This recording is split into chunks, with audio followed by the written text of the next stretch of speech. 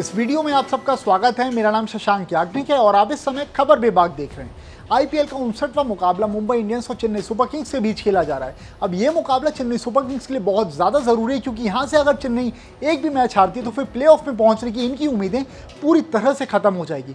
लेकिन Chennai super Kings की शुरुआत इस मैच में एकदम खराब रही। चेन्नई ने शुरुआत के 2 ओवर्स में ही अपने 3 अहम विकेट गंवा दिए, जिसमें से 2 विकेट गए उनके एलबीडब्ल्यू के चलते।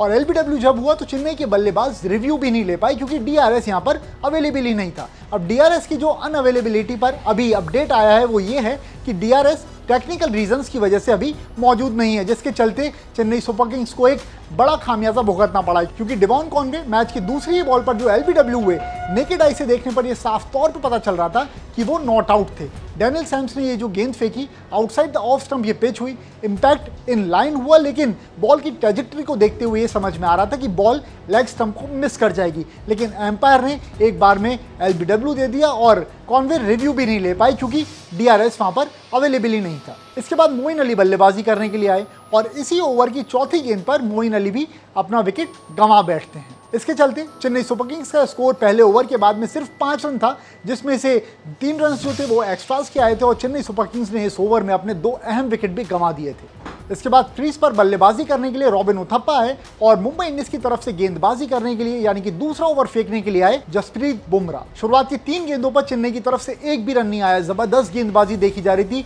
जसप्रीत बुमराह की तरफ से, लेकिन ओवर की चौथी बॉल पर जसप्रीत बुमराह की तरफ से एक फुल लेंथ बॉल आती है और इस पर रॉबिन उथप्पा हो जाते हैं एलबीडब्ल्यू आउट। इसके बाद रॉबिन उथप्पा डीआरएस लेने की कोशिश करते हैं, लेकिन डीआरएस एक बार फिर से अनअवेलेबल था। अब आईपीएल इतना बड़ा टूर्नामेंट और उसमें इस तरह के टेक्निकल इश्यूज होना अपने आप में एक बड़ा सवाल खड़ा करते हैं, और खास तौर पे उन मैचेस में जहां से किसी भी एक टीम के लिए जीत और हार टूर्नामेंट के प्लेऑफ में जगह बनाने और टूर्नामेंट से बाहर हो जाने से कम नहीं है। ऐसे में चेन्नई सुपर किंग्स के फैंस को काफ़ी ज़्यादा बुरा लगा होगा, क्योंकि डेवॉन कॉनवे ज़बरदस्त फॉर्म में थे और उनकी तरफ से पिछले 2 मुकाबलों में ज़बरदस्त बैटिंग देखने के लिए मिली थी। इस मैच में भी उम्मीद थी कि चेन्नई के लिए ये मैच काफ़ी ज़्यादा इंपॉर्टेंट है, तो उनके बल्ले से अच्छे रन्स निकलेंगे, गायकवाड़ को उनको अच्छा साथ मिलेगा, लेकिन ऐसा नहीं हुआ क्योंकि डीआरएस अवेलेबल नहीं था। ऐसे में आपका क्या मानना है? इतने बड़े टूर्नामेंट के इतने बड़े मैच में डीआरएस की अनअवेलेबिलिटी होना, वो भी एक टेक्निकल रीजन की वजह से, किसी भी टीम के लिए कितना भारी हो सकता है? अगर इस मैच में चेन्नई सुपर किंग्स को हार मिलती है